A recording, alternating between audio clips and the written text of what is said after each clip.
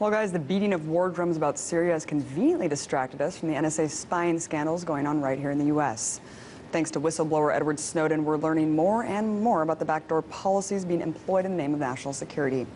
Just last week, the colossal intelligence gathering apparatus was exposed, showing an overblown system that has grown astronomically since 9/11.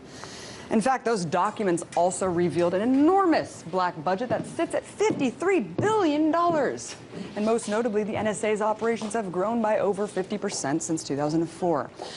What is really going on here? Why is a government that claims to be broke continuing to bolster up its intelligence apparatus?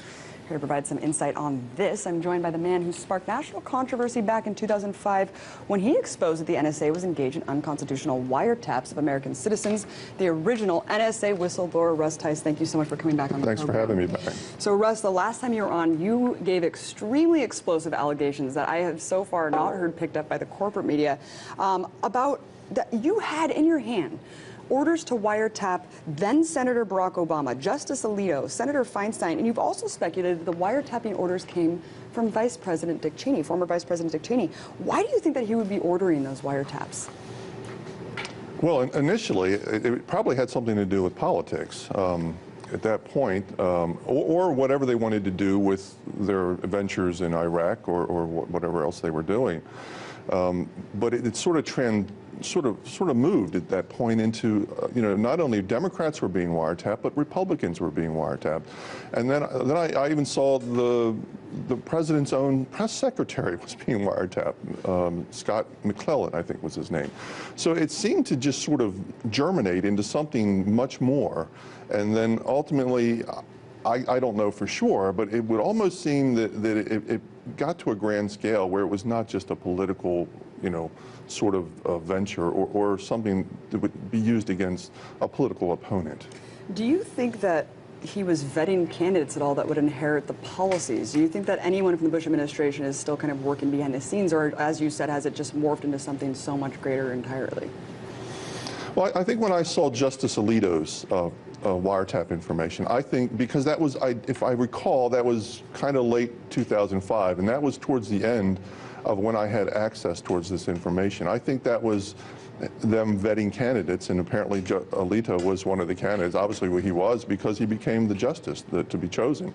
So in that respect, yes. The fact that Barack Obama was wiretapped literally before he became a U.S. Senator kind of gives me the indication that apparently because of his speech at the Democratic convention in 2004, that they realized he was an up-and-comer in the Democratic Party and decided to go after him. I always thought it was really interesting how he was barely anything, and then all of a sudden he's just skyrocketing to now being the President of the United States, basically having absolutely no political history really in the Senate.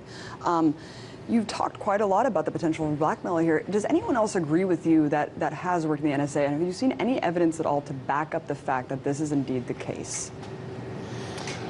Well, I mean, I still have friends that work inside of NSA, and we have talked over the years, and I don't think any of us are at a high enough pay grade to determine that. So it's speculation on our part. I was told by a very senior person at NSA that originally the wiretapping was directed by the Vice President, Vice President Cheney.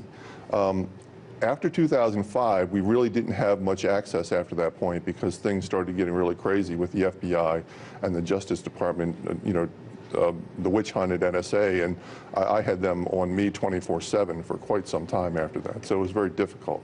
So I can't give you a definite answer on that. Well, speculation is good enough for someone who's worked within the industry for so long, Russ. You've also said that you speculate the intelligence community is really running the show here based on what you've found out and seen. Are you suggesting that it's Clapper or Alexander who's really running the country? I mean, who really do politicians answer to? Well, politicians are supposed to answer to their constituency and the people. Clearly that's not the case. That's what's supposed to happen. But if we have an instance where the intelligence community can basically have dirt on whoever they want, they can basically back the candidate that they have the ability to have sway over. And like I said, I don't know that that's happening for sure, but we saw Barack Obama as candidate Obama say a whole lot of things that he was going to clean up the intelligence community That certainly didn't happen, and it seems to me the intelligence community has gotten whatever it wanted from Barack Obama. Who do you think they're answering to? Themselves. Who in the intelligence community? Well, if it was the intelligence community, it would be the upper echelon of the intelligence community. It would be the Clappers and the Alexanders and formerly the Haydens and the power brokers inside the intelligence community would be pulling the strings at that point. Russ, why isn't the NSA being held accountable for anything? I know you just said that they're kind of, if they are running the show, of course, that's obvious. But, you wrote something to be really interesting today talking about how the corporate media fits into all of this and why the NSA is unable to hold itself accountable. I just wanted you to elaborate on that. Well, corporate media, if you look at who owns different corporate entities or the media, quite often these corporations have a lot of business that they do with the government. And I've also come out and said that the media and journalists and news organizations were also spied upon by NSA. I knew one of the reporters that I was initially talking to, James Risen, I knew when I was talking to him that his phones were tapped. So it meant that I had to be very careful what I said. And remember, that's at the point where NSA tried to put the crazy stamp on my forehead so that no one would believe anything that I said. They did that on purpose. So are you suggesting that the NSA is also potentially blackmailing members of the corporate media in order for them to have the access that they do? I think, I can't say that for sure, but I think journalists now, and if you were to ask James Risen and he were to answer, that journalists have to be concerned about what they're doing and then ultimately being hauled in front of a grand jury to give up sources or themselves go to jail. That is something that's happening right now. And then you have news organizations that their corporate entities ultimately control what they will or will not cover. And it's scary to see them essentially echoing the political establishment line when they're supposedly, these independent corporations. Let's talk about why you said that the NSA and the FBI were kind of on your back when you were coming out initially. Why is it that you have not been charged with espionage?